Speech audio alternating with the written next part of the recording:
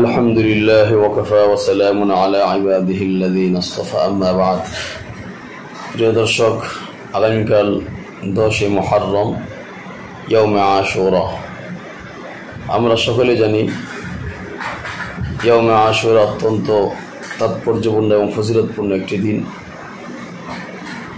যে দিনে আল্লাহ সুবহানাহু ওয়া তাআলা ঐতিহাসিক অনেক ঘটনা প্রবাহ সংঘটিত করেছিলেন এবং এই দিনটিতে আল্লাহ সুবহানাহু ওয়া তাআলা হক এবং বাতিলের চলমান দ্বন্দ্বের সর্বশেষ পরিণতি হককে আল্লাহ তাআলা এই দিনগুলোতে বিজয় দান করেছিলেন। সেই জন্য এই দিনটি অত্যন্ত ফজিলতপূর্ণ এবং মর্যাদাপূর্ণ আমরা সকলে জানি। তো এই দিনটিতে আমাদের করণীয় কি? এই দিনটিতে আমাদের করণীয় হচ্ছে রোজা রাখতে হবে, সিয়াম পালন করতে হবে। কেননা রাসূল করিম সাল্লাল্লাহু তাআলা আলাইহি ওয়াসাল্লাম বলেছেন, আফদালুস সিয়াম বা'দা রমাদান শাহরুল্লাহিল মুহররম ওয়া আফদালুস সালাতি বা'দাল ফরিদাতি সালাতুল লাইল।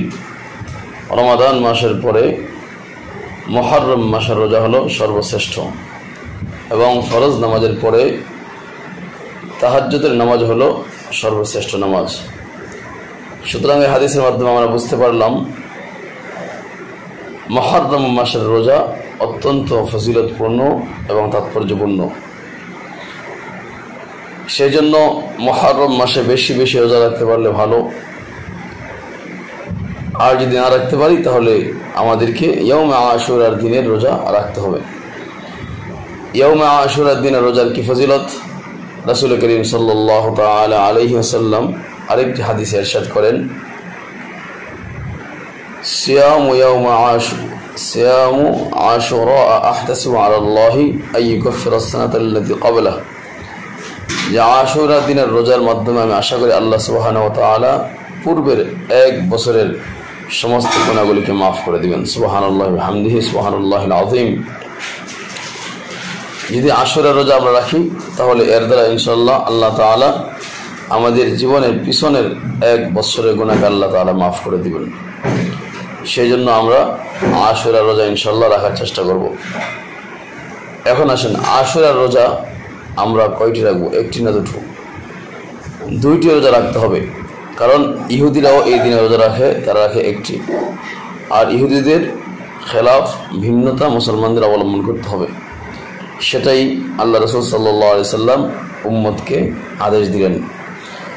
ইবনে আব্বাস রাদিয়াল্লাহু তাআলা আনহু থেকে বর্ণিত একটি হাদিস, قال رسول الله صلى الله عليه وسلم صوموا يوم عاشوراء وخالفوا فيه اليهود।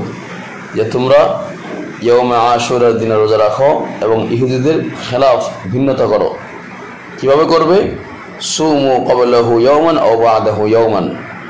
এইভাবে তাদের সাথে ভিন্নতা অবলম্বন করবে, খেলাফ করবে যে তারা ইয়াউমে আশুরার দিন রোজা রাখে আর তোমরা আশুরার আগের দিন 9 মুহররম একটি রোজা রাখবে এবং আশুরার দিন আরেকটি রোজা রাখবে, অথবা আশুরার দিন একটি রোজা রাখবে এবং তার পরের দিন আরেকটি রোজা রাখবে।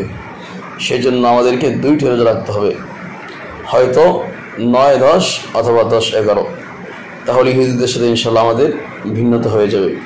তবে উত্তম হলো আপনার 9 এবং 10 তারিখে রোজা রাখা। কেন?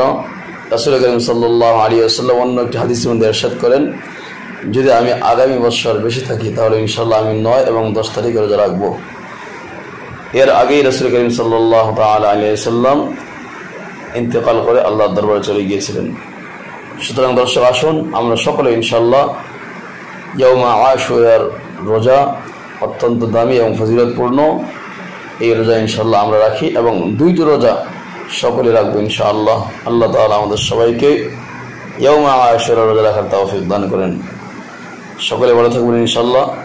আসসালামু আলাইকুম ওয়া রাহমাতুল্লাহ।